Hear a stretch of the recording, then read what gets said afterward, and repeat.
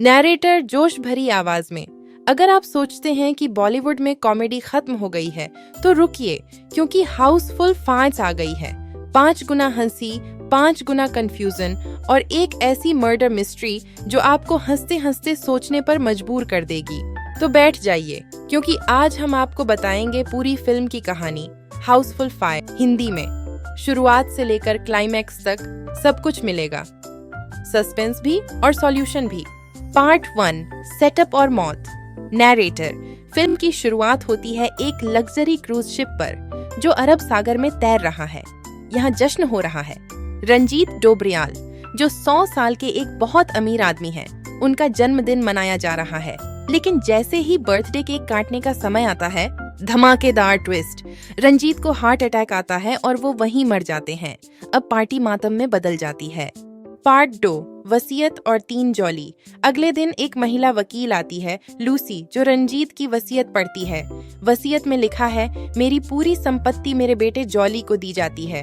अब सभी चौंक जाते हैं, क्योंकि किसी को नहीं पता कि जॉली कौन है। तभी एक एक करके 3 लोग सामने आते हैं।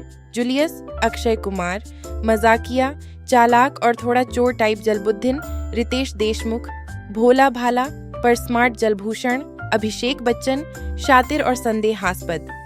तीनों कहते हैं कि वो ही असली जॉली हैं और तीनों के पास एक जैसा जन्म का निशान भी है, कमर के पास। अब समझो, कंफ्यूजन का जन्म हुआ है।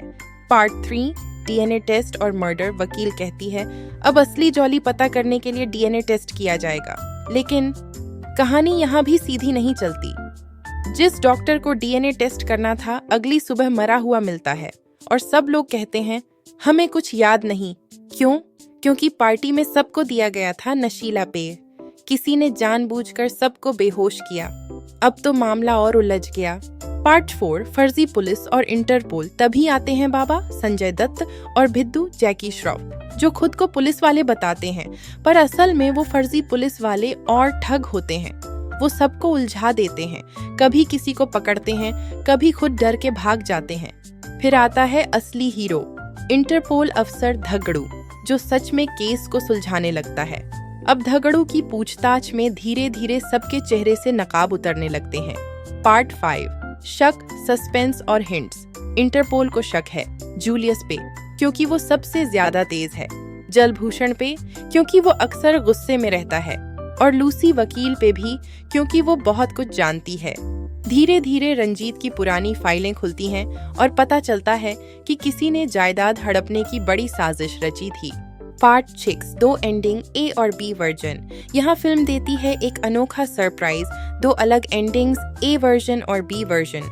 एंडिंग ए, हाउसफुल 5A, असल कातिल निकलता है जलभूषण, लेकिन उसके पीछे असली मास्टरमाइंड होता है रविश, जो रंजीत का धोखेबाज पार्टनर था। एंडिंग बी, हाउसफुल 5B, यहाँ असली विलेन है माया, जो कंपनी की CFO है। उसने रंजीत के पैसों को गलत इस्तेमाल किया और उसे मार डाला। दोनों ही एंडिंग्स में होता है सच का खुलासा, लेकिन अलग अलग एंगल से।